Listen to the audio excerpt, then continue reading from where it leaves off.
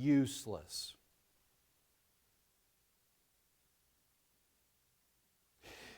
I don't think anybody woke up on January 1 and thought to themselves, I hope my life is just useless this year.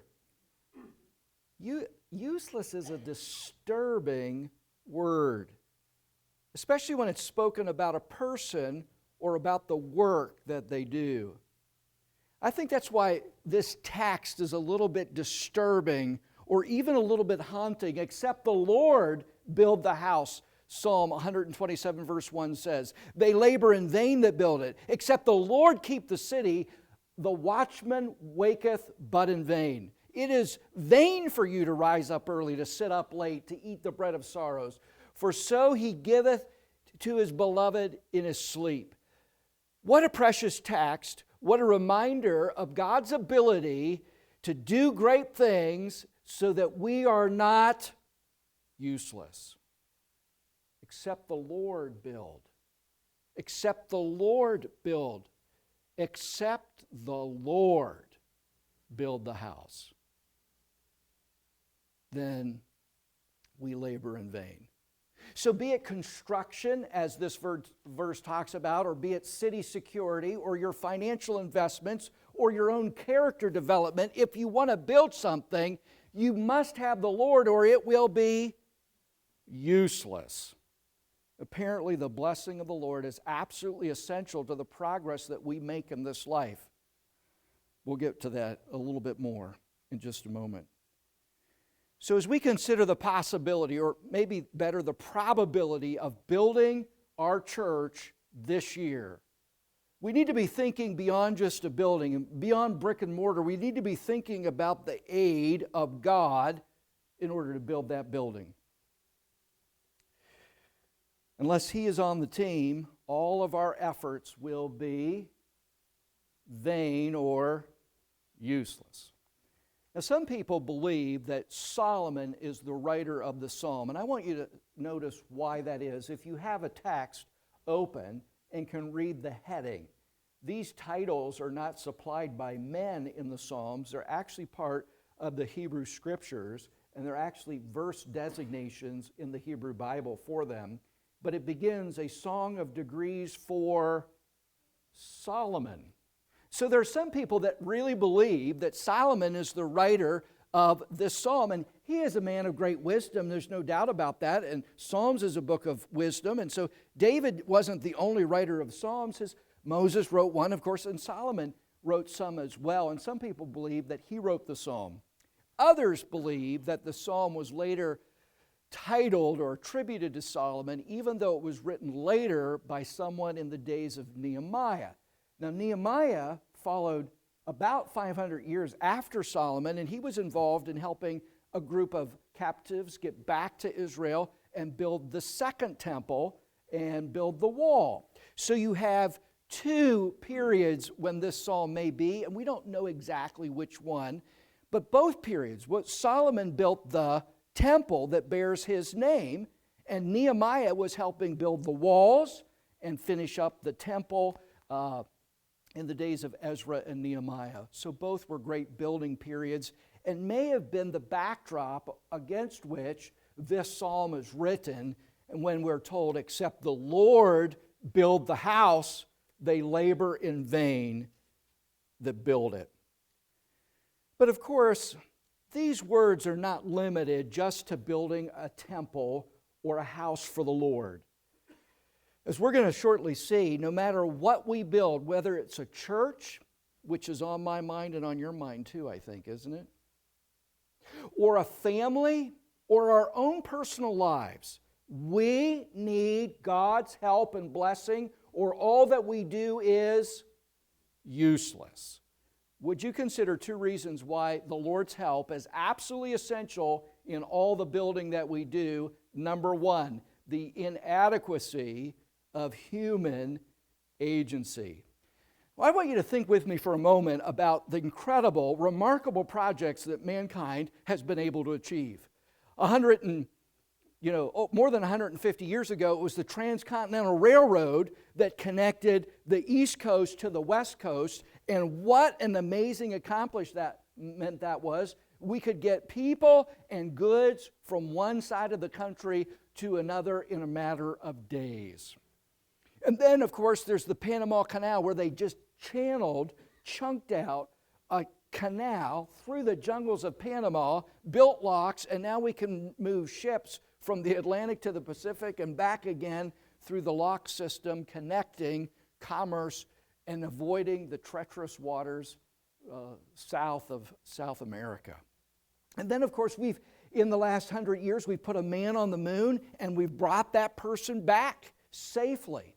And you almost get the idea that, boy, whatever man could put his mind to, whatever he can start out to do, if we just get the right minds and the right engineers and the right biologists and the right physicists together, we can do it.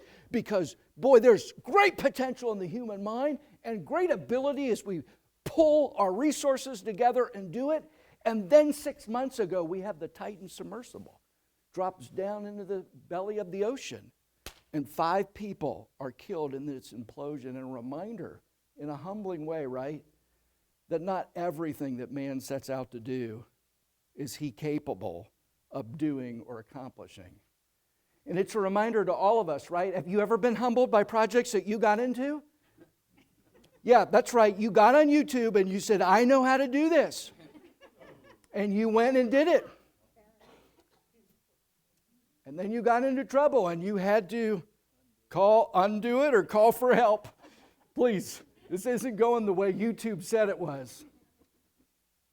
God reminds us, right, of something very important, the futility of our labors. That should be coming up next.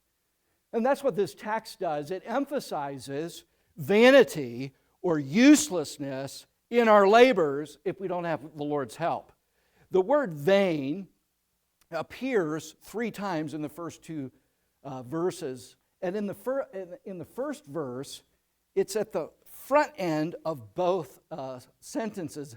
Except the Lord build the house, they labor in vain that build it. Vain kind of drops in our English translation to the backside, but in Hebrew it's vanity. It's really vain to try to build without the Lord. It's really vain to try to watch a city without the Lord. It's vain. What's the word vain mean? Well, we've already talked about that. Emptiness or nothingness or useless. Without the Lord, our labors are useless. The first illustration or example he gives is of that of building a house. Except the Lord build the house. Now, is it the house of the Lord? I don't know precisely if we can say it. It does seem to me, in the context of what he's talking about construction workers and he's talking about watchmen. It does seem like he's talking about a physical building, like a mortar and plaster. And it's very difficult to build a building without the help of the Lord. So if I'm going to build a house, I'm going to need the help of the Lord in building it. I don't mean to suggest that unbelievers are not able to build things. There are people that don't even name the name of God. In fact, on the construction site might actually use his name as a curse word while they're doing it and still put up a building. I know that's possible. But I think the point is that even if the building is completed, it still lacks something. You can put a business in the building or a family in the building, but if the Lord isn't present there, there's something missing. Except the Lord build the house. They labor in vain. It's not nearly as beneficial as it could be. The second illustration in the verse reinforces the same point. What's good is it for the watchman to wake up and stay up all night and watch the city if the Lord isn't there by the city helping? Now, we don't have watchmen over our city unless you consider them police officers who patrol 24/7. But in ancient cities, when the workers came in from the fields and the gates went shut in the walls, there were watchmen stationed both to protect the city against thieves and intruders. So there'd be watchmen on the walls and watchmen in the city, making sure the city was safe while the people slept. That was their job. They woke up when everybody else went to sleep. But it wasn't just sufficient. What's a watchman going to do if an army is beating down the gate?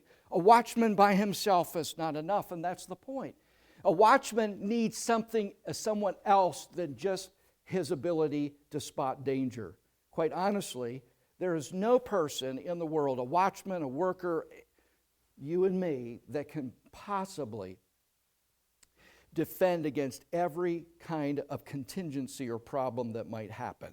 Let me give you an example to kind of put this watching a city together in a real-life example. This comes from the days of Daniel. It's Daniel chapter 5, if you want the reference to refer to later. There's a man named Belshazzar. He's a king over Babylon at the time. And remember Daniel the prophet, he served under Darius and Cyrus the Great and Nebuchadnezzar. He served under all these different monarchs, all the way down to Belshazzar. And Belshazzar's thrown a great feast. He's invited all his nobles. He's having a great party. They've even taken the chalices and the cups from the temple in Jerusalem that were confiscated during the captivity, and he's serving wine and praising his gods. When the finger of God appears, writes some words on the wall, and says, this night, this city is going to be taken by the Medes and the Persians. He's thinking, I can have a party. He knew the Persians were outside all around his city, but he had big walls, and he had stiff gates. There's no way anybody's going to get in here. And history tells a different story. Do you know this part of the story? So the Persians came down, and they diverted the river. The Euphrates actually ran under the city of Babylon, so they were constantly supplied with water. The Persians diverted the water, left a riverbed, and through the riverbed the army came in and took the city that very night from Belshazzar, just as the finger of God had said, as Daniel prophesied it would. This night, this kingdom will be given to the Medes and to the Persians. So, listen, no watchman was going to keep the Persians out of the city of Babylon. And no matter what we do today, cities need more than high walls and a stiff security detail. They need the Lord. So it's against this backdrop of these examples, workers who construct buildings and watchmen who guard a city, that the psalmist says we absolutely need the necessity of the Lord's help. You know, it's one thing to be strong. Some of us work at getting stronger. We work our muscles and we exercise, or we try to take off a few pounds at this time of the year, reminding that December has been detrimental to our health and to our waistline. And so we start off the new year many times with a new exercise discipline and try to build up our strength and conditioning. But you know, we all know that our own strength, don't we know by now that our own strength is not sufficient, that we actually need more strength than we personally possess?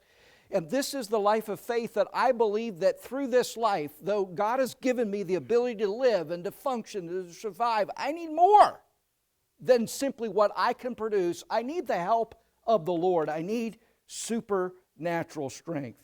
And it's interesting to me in verse number 1, the way the word Lord is capitalized. Except the Lord build the house. Look at your bookmark again. Except the Lord build the house, they labor in vain that build it. When Lord is capitalized that way, it's the personal name for God in the Old Testament. It's not Elohim or just the generic name for God, but it's Yahweh, or God's personal name. And he's saying, I take a personal interest in the people of God and what they're doing, and I care about what's going on there, and you need my help and support. Haven't you figured that out by now? That you need God's help? Hasn't there been times when you've been struggling financially, and you've prayed, and you've waited, and you found God to be enough? Or maybe you had a medical diagnosis, and it looked bleak, and you trusted the Lord, and He got you through that period of time. Or maybe still there was this business idea you had, and you started off and you did the research and you gathered the materials and you got everything together, and just about the time you're ready to start the business, you get it going, there's a hiccup in the economy, your sales dry up, and you have to go through something like a bankruptcy, or you have to shut down your business, and your dream doesn't reach reality. But still, you find God to be sufficient because the Lord cares about you. Surely then we've learned that we cannot do without divine assistance and blessing. Maybe you've stumbled in life. Hey, If you haven't, I've stumbled enough times for all of us. And I have found God to be sufficient. Except the Lord, except He help, we labor in vain. Now, I need to add a correction in our thinking at this point, because as you've been listening so far, you might be thinking, man, that's right, Pastor. We just need to let go and let God. Haven't you heard that before? We just need to let go and let God. And doesn't that sound really pious? I want you to look back at verse number 1. This is not what the Lord is saying. He isn't saying, go ahead and put your motor on idle and let me do everything. He says, except the Lord build the house, they labor in vain that build it. He's not depreciating the need for you and me to do the building. He isn't saying, don't watch the city, just go to sleep because I got this. He says, if the watchmen wake without me, then it's vanity or useless. But they still need to get up. And the workman still needs to show up on Monday morning and build the building or pour the footers or lay the blocks. And I want to suggest to you that what the psalmist is after here is something called a human-divine partnership, that I'm working together with God, which is what Paul says in 1 Corinthians chapter 3 and verse number 9, we are laborers together with God. And so it's not get out of the way and let God, it's I am being able to participate, and the Lord is encouraging and enabling the rest so that the job gets done. So important. It's not up to me, all up to me, nor is it all up to Him, but we're talking about a partnership. I must labor, but I must not do it alone. I must have the Lord on my team. He is the most important builder on the construction team. So there's no excuse here to use a verse like this and say I don't need to do anything or I need to go back to bed. I need to work, or I still must work, but I must do it with His help. I think I've told this story before, but it fits the setting, and by now I think I've used over 3,000 stories with you, so I'm running out of material. So I was a bus runner. Our church, when I was a teenager, about 16, started a bus ministry. And our church did a big yellow school bus. We didn't paint it, in the colors of the church or anything. We just put our name on it. It was a big yellow school bus, and it had our church name down the side of it. And our pastors and workers went out, and they formed a bus route. Would you come to church with us if we could provide a ride? And so part of the places we could go in town are, lower income places where people didn't own automobiles, where they walked to a lot of places. And one of those places in my hometown was the Crawford Apartments. And so it was a government subsidized apartment complex. And so we went there and we got a few riders. And so on this particular Sunday, we rolled in early. And my job as a bus runner was to hop off the bus, go up to the door, alert the family that the bus is here, with the goal that we could get the family onto the bus as quickly as possible so we could keep going through our route and make it back in time. So I went over, knocked on the door, and the door opened, and the lady said, just a minute, and it was just a minute or so, and she came out with her two little boys. One was about 5, and the other one was just under 2, just a little tight. And they're kind of, they have their Sunday best on, and one kid's still in diapers, and he's got his Sunday best, and he's kind of hauling out there like this. And, of course, the older boy, he's like sprints to the bus, and 1 or 2 steps, he's just up the bus steps and in. And the little boy's trying to keep up with his older brother. And he gets to the bus, and he kind of puts his hands on the lowest step, the low deck of the bus. And I previously would grab him under the shoulders and kind of lift him up into the bus over the 2 or 3 steps so he didn't have to do it. Well, this particular day, man, he was determined. He looked back at me and he said, I don't need no help. I don't need no help. And so in his Sunday clothes, he crawls, kind of works himself up the first step and then throws his hip the other way, gets up the second. By the time he got to the top, everything that was on the steps was on him. But he kept repeating, I don't need no help. I don't need no help. And I wonder sometimes if we're not kind of like that toddler. We've got life figured out.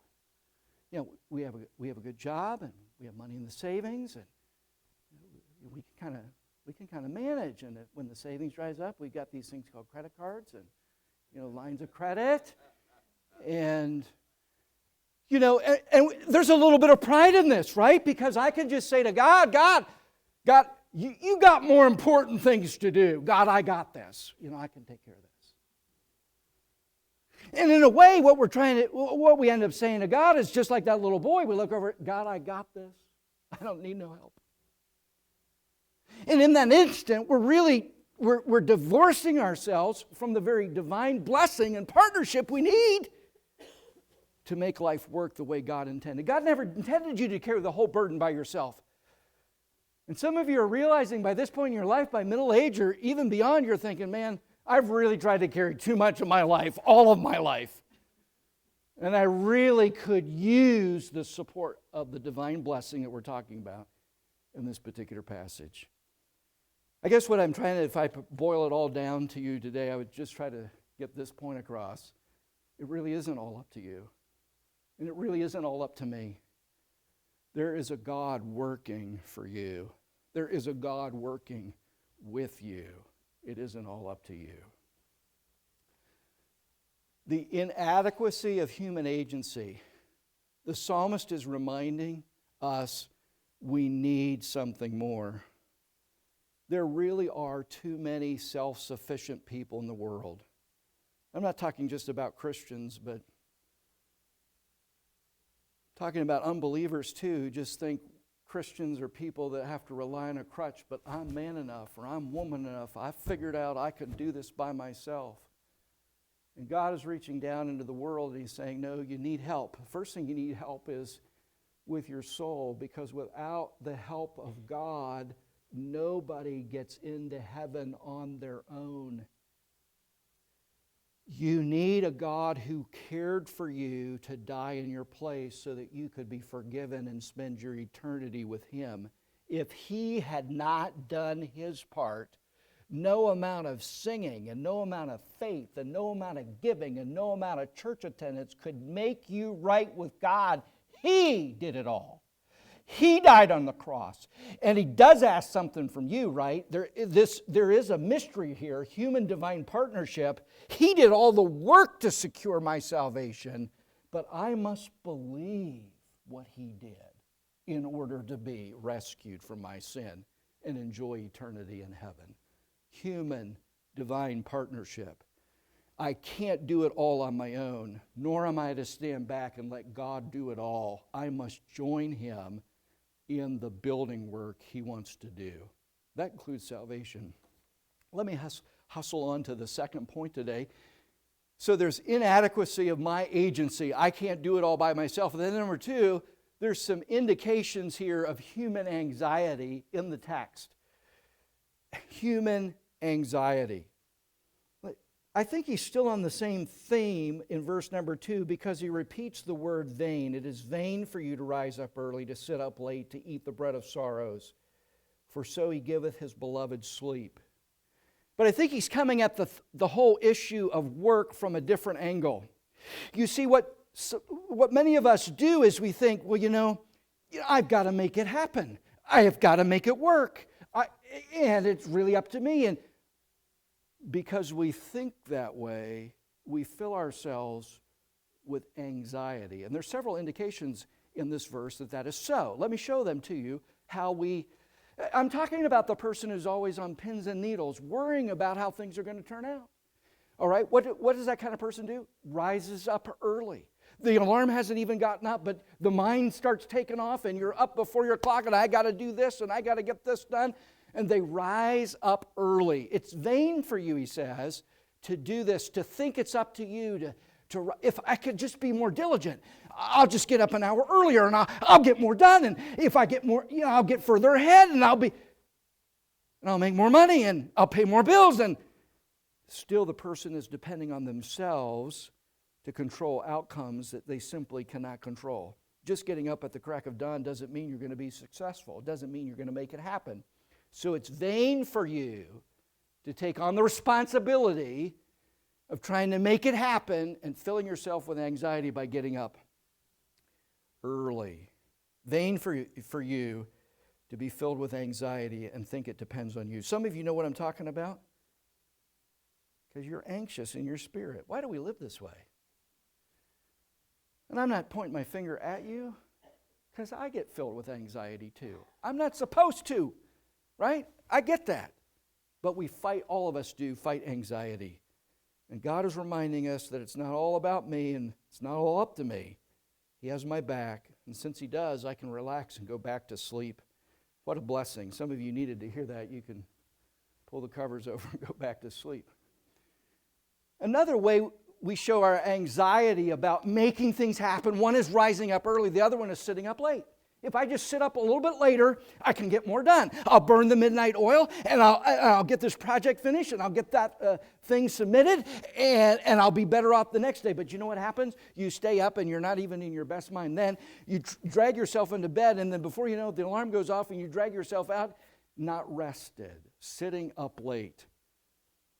We tumble into bed late, drag ourselves to work the next morning, reducing our ability to labor well at the work God's given us. Anxiety often robs us of a good night's sleep. Some of us tumble, or rather toss, restless, in fitful nights of sleep because we have anxious hearts. Sitting up late could be a symptom of anxiety. Here's another one. He says in verse number 3, eating the bread of sorrows. I think this is another symptom of anxiety. The bread of sorrows represents the hardships of doing work. You can never get settled. It's like you're always having indigestion. Even when you sit down to have a meal, you're troubled in your spirit so much you can't even enjoy the morsel that you're eating because you know you got more stuff to do right afterwards. And some of us are cramming food down. Oh, now I'm telling on myself. That's what I did this week. Driving with my son. We'd stop at a window, pay too much money for too little food, and we would just keep driving and eat and drive just because we were trying to make a distance in a certain amount of time. The bread of sorrows. But I'm talking about a person who can never relax, is always uptight, and because of that just can't even enjoy a morsel with his family because of the pressures of his work. This is what the psalmist is talking about. A person is anxious in spirit and thinks it really is up to them. But he says, no, that's useless to do that, to rise up early, to sit up late, to eat this way, the bread of sorrows, or food that is uncomfortable and makes me feel bad. Why would I do this? Because there is a God who can help me. All this is unnecessary because of what the psalmist says next in verse number 2, for so He giveth His beloved sleep. Let me say that again. For so the Lord giveth to His beloved, can I change the words a little bit? While he sleeps. You know Solomon? I talked about him at the beginning of the message. Do you remember when he became king over Israel? David had reigned for 40 years. Turned the kingdom over to Solomon, who also had a name called Jedediah. Does anyone remember what Jedediah means? Beloved of the Lord. Solomon, beloved of the Lord, and the wisest man who ever lived, that really ties into something that happens in 1 Kings chapter 3. Right after Solomon became king, he went off to Gibeon, some distance from the capital, and there he made some sacrifices, and he prayed, and he talked to the Lord, and he fell asleep. Do you remember this? And while Solomon is sleeping, the Lord comes to him in a dream and says, Solomon, ask anything you want, riches, gold, whatever you want, and I'll give it to you. And Solomon takes him up, and he thinks about this while he's sleeping, and he decides, you know, God, the thing I want most is wisdom and discernment to lead this people.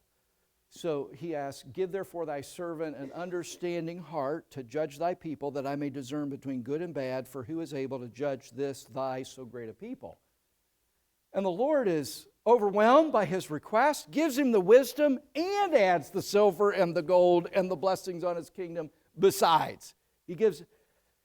Now, if Solomon wrote this psalm, and I don't know 100% sure that he did, this expression, so he giveth his beloved as he sleeps, new meaning. Because you know what? While Solomon is sleeping, God did give him something. You think you have to make it happen, right? I got to get up and I got to get the wheels turning and I got to get that hamster wheel running, because if I don't, nobody else will. Who else is going to run this business except me? And Solomon says, whoa, whoa. Think about him. While he's sleeping, God gave him wisdom, and he gave him silver, and he gave him gold. What if you could produce while you were sleeping too? Man, if you could figure out how to market that, you would be rich. But this is what the psalmist is saying. God gives to his beloved even in his sleep. So why do I think it's all up to me? You see, God gives while we sleep. Of course, there's a broader scientific meaning to all of this. We have since learned in our scientific age that while we sleep, our bodies heal, our minds are refreshed and renewed for another day, all by a good night's sleep. There's nothing wrong with sleeping or taking a nap. In fact, we're being told this is one of the ways God gives to us. So I don't have to work around the clock, manage my own problems and everyone else's. I really can relax and go back to sleep and let God take care of my problems. Do you ever wake up at night with your problems? Okay, I'm the only one.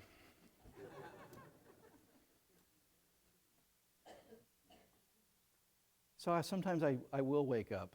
And recently I've woke up quite a bit because I'm never in the right time zone. And what I do is I'll pray.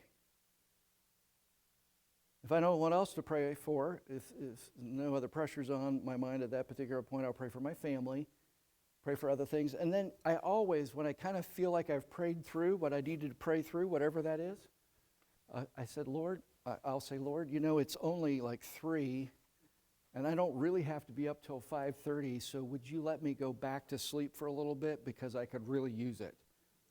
It doesn't always happen, but many times I'll wake up to my alarm. That'll be the next thing I think. Thank you, Jesus. A little bit more sleep. He gives to his beloved in his sleep. I think this is the way we need to handle waking at night. Is that the next slide, guys?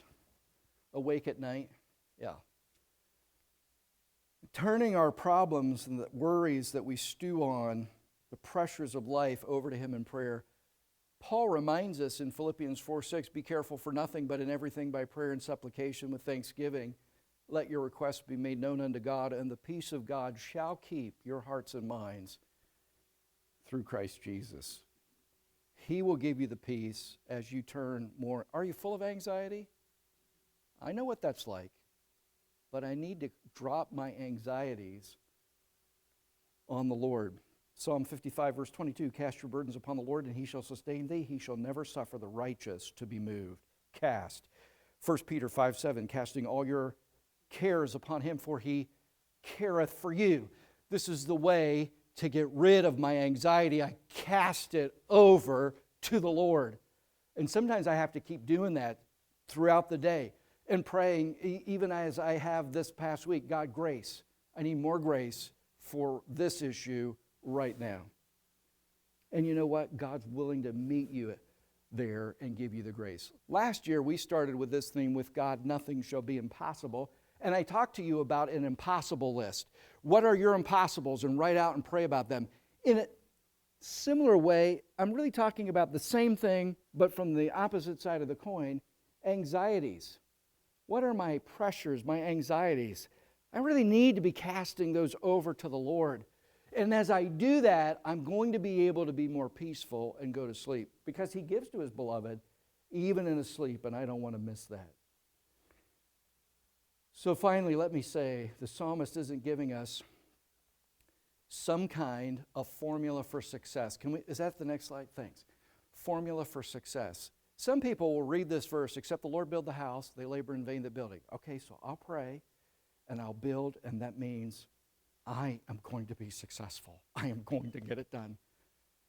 We Westerners we are reductionists. We want shortcuts. You know what? Let's take everything that's complicated and hard, reduce it, follow the formula, pop, poof, we're successful. This is an idea that's come to me in the last 20 years interacting with some other pastors, some of them outside our circles. But we have a tendency in the Western world just to try to reduce everything. I mean, we're so reductionist now, we go to McDonald's and I want number one supersized. That's reductionist. And we'll do this with the gospel too. We'll do this, just pray this prayer and you will be saved. We're reducing everything to make it just push the button and poof! We got to be careful that we don't take a verse like this and try to do the same thing. Well, I'll just pray and ask the Lord. If He watches our building, then it's going to go up. Formula for success. This isn't what the verse is talking about.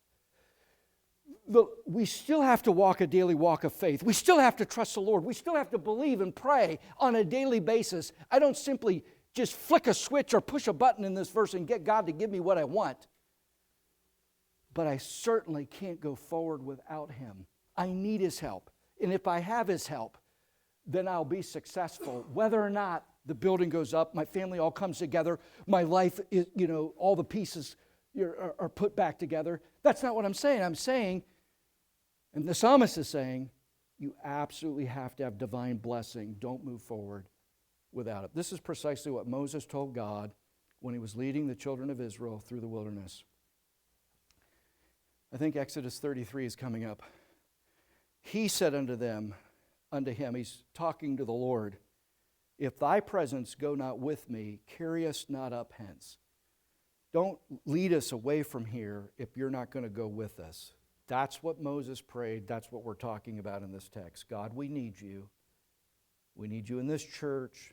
We need you in our homes. We need you in our lives. We need you to help us with this building project. And we can't do it without you. Lord, we need you. And if you don't help us, then don't take us a step further this year. You see, it isn't all up to you. There is a divine hand working. There is a God working for you. And if God be for us, Paul said in Romans 8, who can be against us? A young missionary by the name of Herbert Jackson was given a car to help him in his work. The car was a major asset, allowed him to get around and make his visits and get to the villages to see the people he's trying to reach. The car had one problem, though. It wouldn't start unless he had a push or a jump start. So Jackson devised a system to cope with his car, his blessing, that wouldn't start. When he was ready to leave home, he went over to a nearby school and asked permission to take the kids out and give his car a push, and that would get him started. And so the rest of the day, he either wouldn't turn the car off, or when he did turn the car off, he made sure he was always on a hill so he could get it started. Throughout the day, he was careful to always park and make sure that he could make his visits and then get back home. A couple years passed, and Herbert Jackson's poor health forced he and his family to leave the field. And before he left, a new missionary recruit was sent to take his place.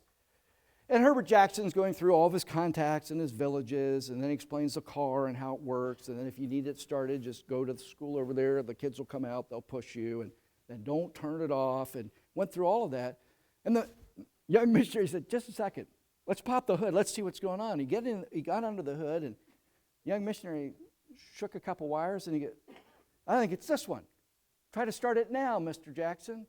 Went in, car started right up. For 2 years, Jackson had been dealing with a car that wouldn't start, and all it was a loose connection.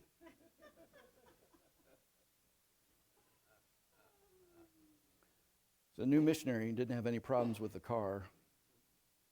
But so often, that's what happens to us. There's a loose connection between us and God, and we're trying to get things to work. And we know if we can just get it up on the top of the hill and roll it down. And that's just an example, but you know what we're trying to do. We're trying to figure out how to manage life, make it work, and we can do it. And God is inviting us. God is asking us, let me in. Partner up with me. I can help you. I know how to do this, and I can get you going. May God help us this year to really believe that with His help, we can build, we can watch, we can do more than we think possible in our homes and our lives. Oh, how much we need Him.